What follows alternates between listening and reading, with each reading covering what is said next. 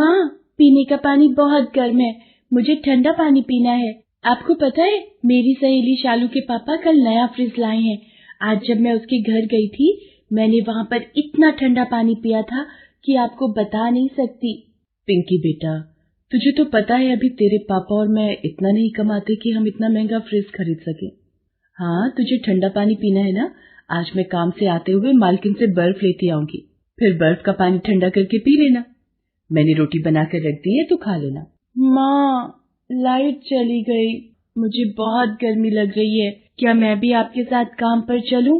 वहाँ पंखे में थोड़ी देर बैठ जाऊंगी। ठीक है चल, पर वहाँ जाकर चुपचाप बैठना, नहीं तो मालकिन गुस्सा करेंगी। ठीक है माँ, मैं वहाँ पर चुपचाप बैठ जाऊंगी। पिंकी की माँ घरों में सफाई बर्तन का काम करती थी और पिता रोजाना की मजदूरी करते थे। गरीब के लिए तो हर मौसम एक चुनौती बनकर आता है। हर बार की तरह इस बार भी गर्मी ज्यादा पड़ रही थी और पिंकी गर्मी से परेशान थी। पंखे की थोड़ी हवा मिल जाए इसी उम्मीद से पिंकी आज अपनी माँ के साथ काम पर चली जाती है। अरे शारदा, पिंकी को साथ लाइए। क्या हुआ? मालकिन ये साथ आने की जिद करने लगी तो लाना पड़ा। मैंने इसे मना भी किया पर। अच्छा ठीक है, तू पहले जाकर बर्तन कर ले और पिंकी तू मेरे साथ आ। अब तू आई गई है तो एक काम कर, छत की झाड़ू लगाकर सारे गमले एक तरफ करके रख दे। पर मैं तो पंखे। ओह नो, छत पर कितनी गर्मी है। ओह मॉम, आप छत पर क्या कर रहे हो? प्रिया बेटा, तुम छत पर क्यों आई हो? जाओ एसी चलाकर बैठो और अपनी आइसक्रीम नीचे जाकर खाओ। तुम्हें कितनी बार समझाया है, इन काम वालियों के सामने कोई भी चीज मत खाया करो, नजर लग जाती है। अब जाओ, नहीं तो धूप में पैर जल जाएंगे। मैं पिंकी को काम समझा कर आती हूँ, तब तक एसी चलाकर कमरा ठंडा कर दो। ओके मॉम, कितनी टेस्टी आइसक्रीम है। अब इसे खाते हुए मैं टीवी पर अपना फेवरेट शो देखूंगी।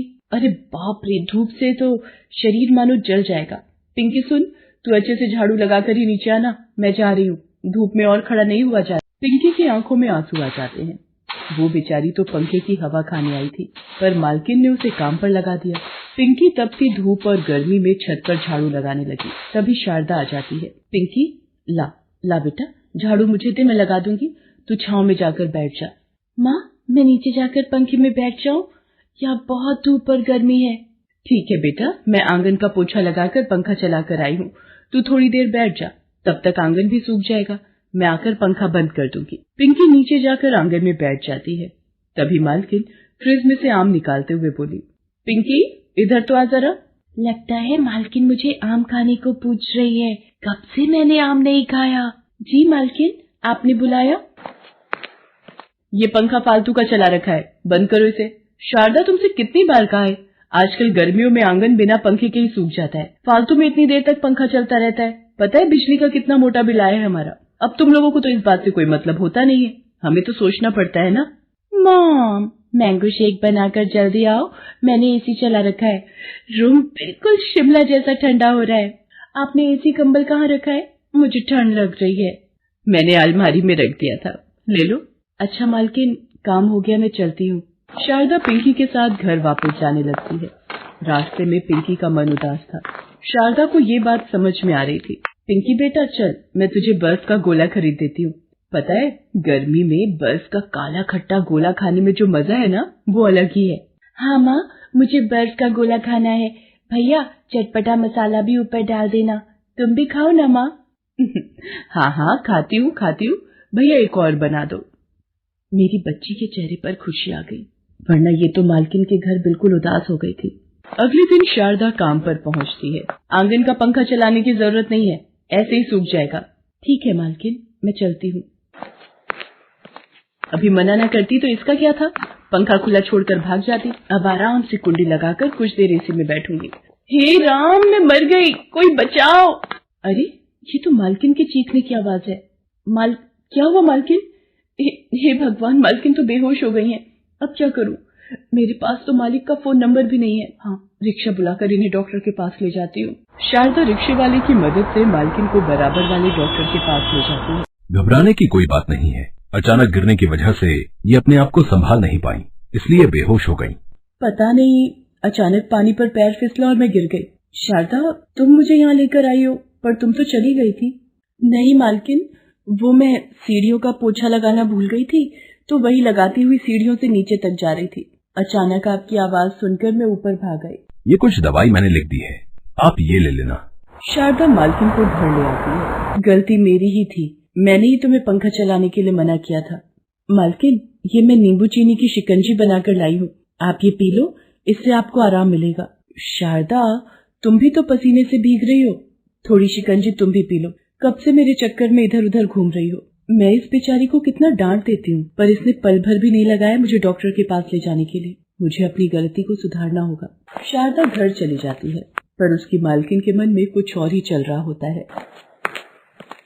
अरे सुषमा, तुम ठीक तो हो ना? हाँ, अब मैं ठीक हूँ। वो तो शारदा यही थी, वरना पता नहीं क्या हो जाता। वही मुझे डॉक्टर के पास ले गई थी। गलती मेरी ही थी, मैंने ही उसे आंगन का पंखा चलाने के लिए मना किया था। अच्छा सुनो, मैं सोच रही थी बहुत गर्मी पड़ रही है, क्यों ना हम शारदा को एक दीवार वाला पंखा खरीद कर दे दें। उस बेचारी के पास मेज पर रखने वाला एक छोटा सा ही पंखा है। बहुत गर्मी पड़ रही है। मैंने देखा था उसकी बच्ची बेचारी पंखे की हवा को तरसती है, और वो भी तो पूरा दिन घर के कामों में लगी रहती है। रात भर बेचारी कैसे सोती होगी। हम ना जाने अपने ऊपर कितना खर्च कर लेते हैं, क्यों ना एक गरीब की मदद की जाए। ठीक है सुषमा, शारदा को पंखा देने के साथ साथ तुम्हारी बात को सुनकर मेरे मन में एक विचार और आया है। क्यों न हम अपनी कॉलोनी की सड़क पर ठंडे पानी की मशीन लगवा लें। राह चलते लोगों को पानी की बहुत प्यास लगती है। रिक्शा वाले, सब्जी, फल और सामान के ठेले वाले, राह पर चलते राहगीर जब गर्मी में तप रहे होते हैं, और गर्मी में सबसे पहली जरूरत ठंडा पानी, जो उन्हें नहीं मिलता। यहाँ से गुजरने वाले लोगों को तो कम से कम पीने का ठंडा पानी मिल ही जाएगा। ये आपने बहुत अच्छा सोचा है। सुषमा शारदा को एक नया पंखा खरीद कर देती है। पिंकी नए पंखे की हवा खाकर बहुत खुश थी। सुषमा का पति राकेश अपनी कॉलोनी के बाहर सड़क के किनारे एक ठंडे पानी की मशीन लगवा देता है। वहाँ से गुजरते हर राहगीर को गर्मियों में ठंडा पानी पीकर राहत मिलती देख सुषमा और राकेश बहुत खुश। मुंबई शहर में मॉनसून आया नहीं कि बारिश का कहर बरसने लगता है। घनश्याम की पत्नी सुमित्रा, 2 छोटे बच्चे और बूढ़े माँ बाप मुंबई में एक पुरानी बस्ती में रहते थे। सुमित्रा, ला दे, अम्मा की कौन सी दवाई लानी है? एक तो वैसे ही काम नहीं, ऊपर से दवाइयों का खर्चा नहीं निपटता। ये पर्चा और ये पैसे काम से मिले थे, इन्हीं का राशन लाना है, और जो पैसे बचेंगे अम्मा की दवाई ले आना। चल जा रहा हूँ, ले आऊंगा। सुमित्रा, तूने आज फिर घनश्याम के हाथों में पैसे कैसे पकड़ा दिए? तुझे पता तो है फिर मदन के साथ जाकर कच्ची शराब पी आएगा या पत्ते खेलने बैठ जाएगा। क्या करूँ बापू, जबरदस्ती ले गए कि मैं ही लाऊंगा घर का सामान। पर सुमित्रा, बारिश की वजह से कब हम पर मुसीबत आ जाए, कौन देख कर आया है। माँ, बहुत भूख लगी है। माँ, मुझे भी। बंटी, ये 10 रुपए ले, साथ वाली दुकान से छोटी डबल रोटी ले आ। बंटी बराबर की दुकान से डबल रोटी ले आता है। सुमित्रा थोड़े से रखे दूध की चाय बनाकर बच्चों को चाय ब्रेड खिला देती है। दिन बीत जाता है, शाम होने को आ जाती है, पर घनश्याम का कुछ पता नहीं कहाँ गया। रात के 7 बजे। मैंने आपको सुबह राशन और माजी की दवाई के पैसे दिए थे, पर आप तो ये तली हुई मच्छी उठा लाए हो। अब तू मेरे खाने पे भी नजर लगाएगी? जान नहीं लाया राशन, क्या कर लेगी? अरे घनश्याम, कुछ तो शर्म कर। सुमित्रा घरों में चूल्हा चौका करके थोड़ा बहुत कमाए और तू उजाड़ दे। बाबू, तुम बीच में ना बोलो तो ठीक हो रहेगा। मेरी ही गलती है जो इस मनुष्य घर में आ जाता हूँ। मैं आज बाहर सोऊंगा, और कल तेरी पाई ना चुका दी तो मेरा नाम भी घनश्याम नहीं है। अभी वो नशे में है बहू, सुबह जब नशा उतरेगा अपने आप ठीक हो जाएगा। अम्मा, ये थोड़े से चावल रखे हैं, बना लो। हाँ बना ले बहू। घनश्याम तो बाहर बरामदे में सो गया है, अब सुबह ही उठेगा। इतनी तेज बारिश हो रही है, सड़कें पानी से भरी हुई हैं, हवा से छप्पर टूट गया तो। सोने दे बहू, बारिश पड़ेगी तो अपने आप अंदर आ जाएगा। सुमित्रा चावल बना लेती है और रात का खाना खाकर सब सो जाते हैं। बारिश और तेज हो जाती है। आधी रात के वक्त सुमित्रा की आंख खुलती है। ये क्या, पूरे घर में पानी। अम्मा, बापू, जल्दी उठो, ये क्या हो रहा है? अरे इतना पानी ये कैसे आया? लगता है बारिश रुकी ही नहीं। क्या करें, बंटी और पूजा को गोदी में उठाओ और बाहर चलो। घनश्याम भी तो बाहर सो रहा था। घनश्याम पर जब टूटे हुए छप्पर से बारिश पड़ने लगती है, उसकी आंख खुल जाती है। ये क्या, इतनी बारिश, पानी की तो नदी बन गई है। घनश्याम जैसे ही चारपाई से उठता है, छप्पर नीचे गिर जाता है। घनश्याम बाल बाल बचता है। तुम लोग रुको, मैं एक एक करके सबको बाहर निकालता हूँ। बंटी, तू मेरे कंधे पर बैठ जा। पूजा, अब मेरी गोदी में आ। घनश्याम बंटी और पूजा को उठा लेता है। सुमित्रा अम्मा का हाथ पकड़ती है। जैसे तैसे वो घर के बाहर सड़क पर पहुंच तो जाते हैं, पर सड़क पर पूरा पानी भरा होता है। ये तो पूरी सड़क पानी से भरी हुई है। अब क्या करें?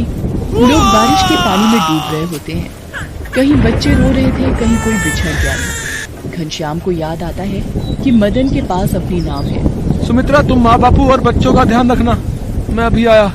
पर आप कहाँ जा रहे हो? मुझे तो डर लग रहा है। मुझे याद आया, मदन के पास अपनी खुद की नाव है।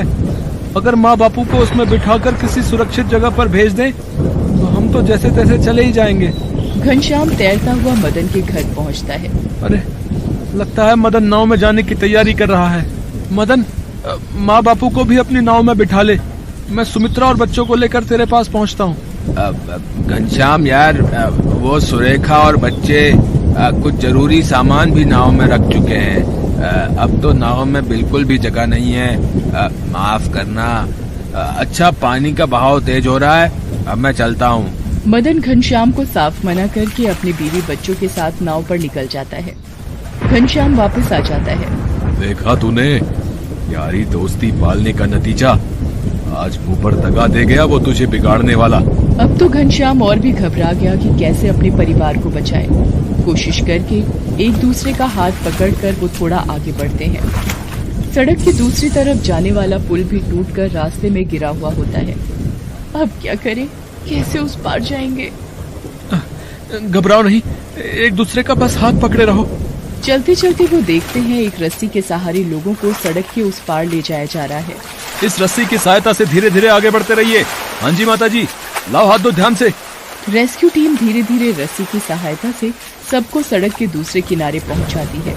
तभी अम्मा, बापू, वो देखो हेलीकॉप्टर। ये सब लोग हमारी मदद करने के लिए ही आए हैं। हेलीकॉप्टर से रेस्क्यू टीम सभी बस्ती वालों को बाहर निकाल रही थी और एक सुरक्षित स्थान पर घनश्याम और उसके परिवार को छोड़ दिया। शुक्र है, ये बचाव कर्मी अगर ना होते तो हमें कौन बचाता। आज भगवान ने भी हमारा साथ दिया है इन सुरक्षा कर्मियों को भेजकर। पर अब हम क्या करेंगे? वो बस्ती तो उजड़ गई। सुमित्रा, आज मुझे भी समझ आ गया है कि कुछ मित्र सिर्फ मतलब के लिए ही साथ रहते हैं। पर अब हम क्या करेंगे? वो बस्ती तो उजड़ गई। हिम्मत मत हार सुमित्रा, हम यहाँ कहीं आसपास की बस्ती में घर ले लेंगे। मैं वादा करता हूँ, शराब और जुए को कभी हाथ नहीं लगाऊंगा। खूब मेहनत करूंगा ताकि तुम सबको भरपेट भोजन मिल सके। कुछ दिन बाद जब बारिश रुक गई तब घनश्याम ने काम ढूंढना शुरू किया और एक बस्ती में किराए पर कमरा भी ले लिया। बारिश का पानी तो थम गया था, पर जिंदगी को चलने के लिए ताकत की जरूरत फिर से हासिल करनी थी। Best buddies. Hello friends, thanks for watching this video. अगर आपको ये वीडियो पसंद आया है तो प्लीज लाइक, सब्सक्राइब, कमेंट्स करें इस वीडियो पर और हाँ, शेयर करना भी ना भूलें। और भी मजेदार वीडियो देखने के लिए नीचे दिए गए बेल आइकॉन को दबाएं। देखते रहिए बेस्ट बडीज।